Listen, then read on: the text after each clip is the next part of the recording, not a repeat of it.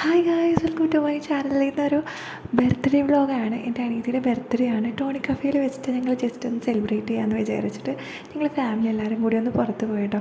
നിങ്ങൾ ബർത്ത്ഡേ വീട്ടിൽ വെച്ചാണ് ആഘോഷിക്കാറ്?